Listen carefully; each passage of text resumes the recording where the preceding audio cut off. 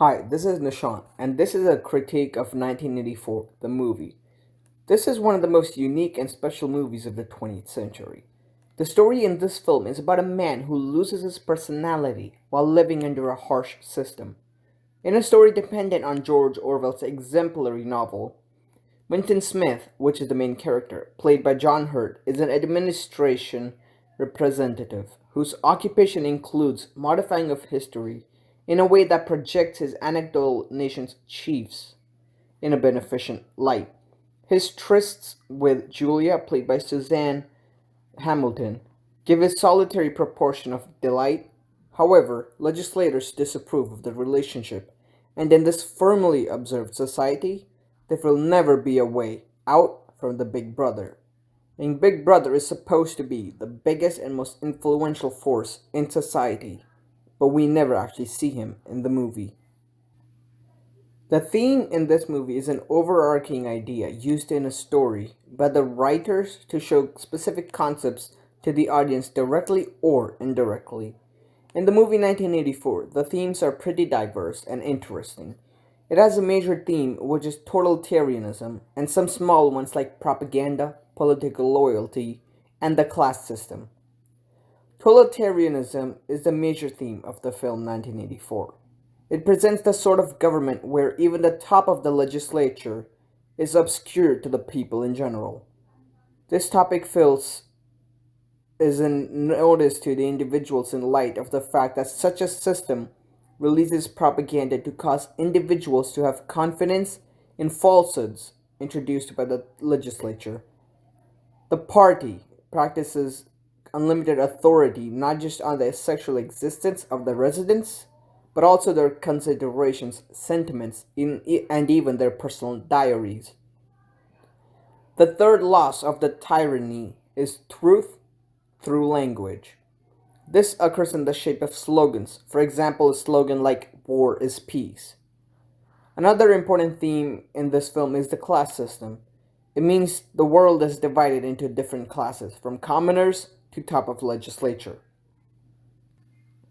Totalitarianism is the encompassing of all things under the regulation of monolithic state. Everything is absorbed into it and nothing can exist outside of it.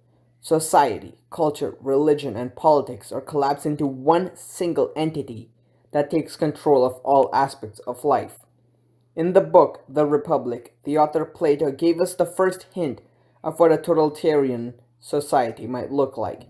He called it a republic, but his focus on the dangers of private property and family ties the preeminence of common good, of the city state, and the control of mass culture by the body politic. Totalitarianism could not be fully realized until more recent times.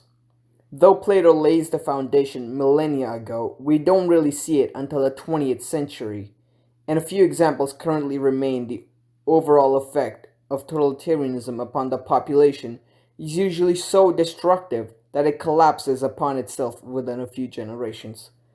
Since the goal of George Orwell was to write a dystopian story, he had to pick a theme, and he picked totalitarianism and propaganda since they both go together.